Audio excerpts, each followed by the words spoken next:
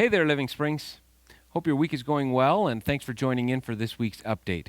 This week on the update, I want to take just a couple minutes to answer two questions that I know at least some people are asking, and I think probably more than what I have been informed of. And those two questions are, number one, why aren't we gathering in church yet? Number two, why aren't we singing? First, why aren't we gathering? Especially in light of the fact that some other churches have reopened. Right now, I hope you understand that we have very limited space in our sanctuary, and as such, we won't be able to have church the way we used to have it. And every church, no matter what size they are, is wrestling through this issue themselves. That they recognize the number of people they could have in their room is nowhere near what it used to be before coronavirus. For us, this means limiting to a much smaller number based on the size of our sanctuary. Having said even that, we face the additional challenge that right now we are recording our live stream from the back of the sanctuary in the overflow area. And so we need to make some changes to our sanctuary in order for us to be in a place when we start gathering in person here to be able to do a service and do a live stream at the same time and merge them together.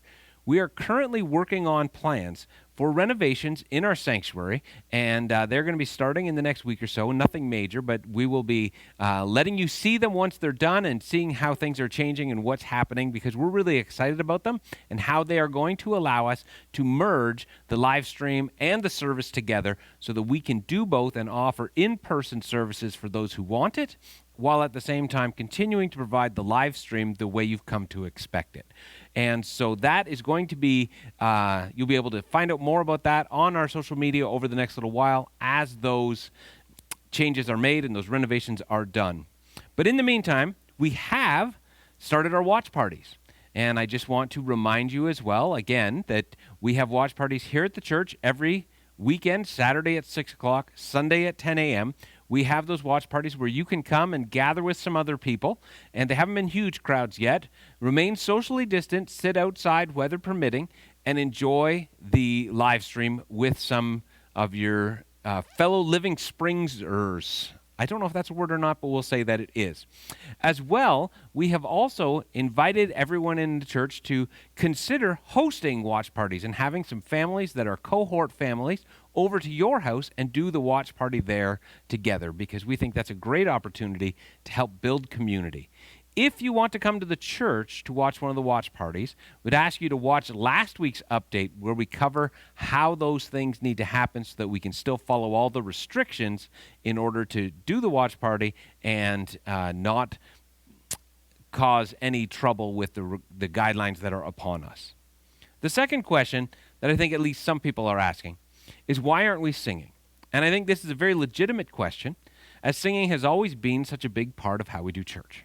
And now, as we are gathering, even though it's outside in the parking lot for the watch parties, why are we not including singing as a part of that?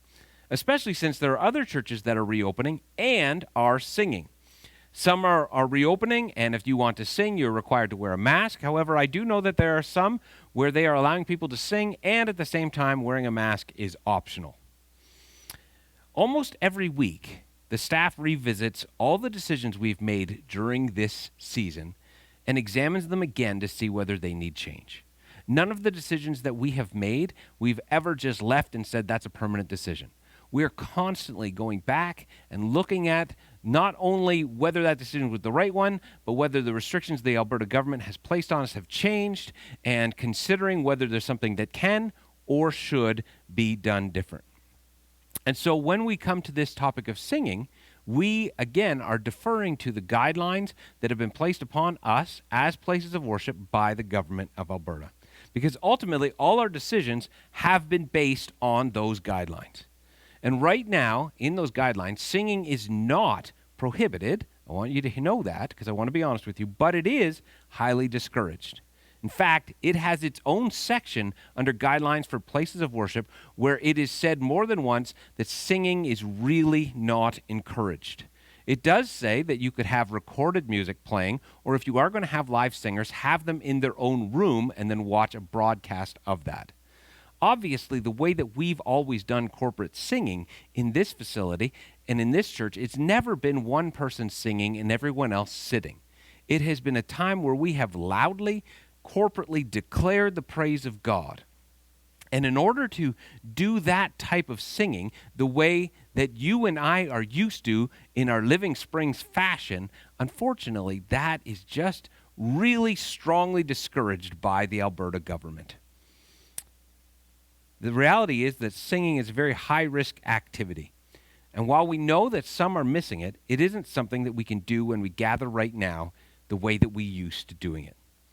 Since this season has started, we've done most of our broadcasts in front of this decal that is behind me that says Imaging Jesus by Becoming Love, which is, of course, our vision statement. And it has to be more than a nice saying on our wall to be our vision statement. It has to impact all our decisions. And the fact that singing carries such a high risk of spreading coronavirus, and that when we all gather, we already have some high-risk people in attendance, means that we have to choose to not participate in some of the things we might want to do in order to show love to the people who could most severely be impacted by those decisions. Please know these decisions are never made lightly, and they are revisited regularly. If any change comes from the Alberta government regarding singing, we will look at it and we will weigh it all out and we will do everything according to the guidelines that they have asked of us.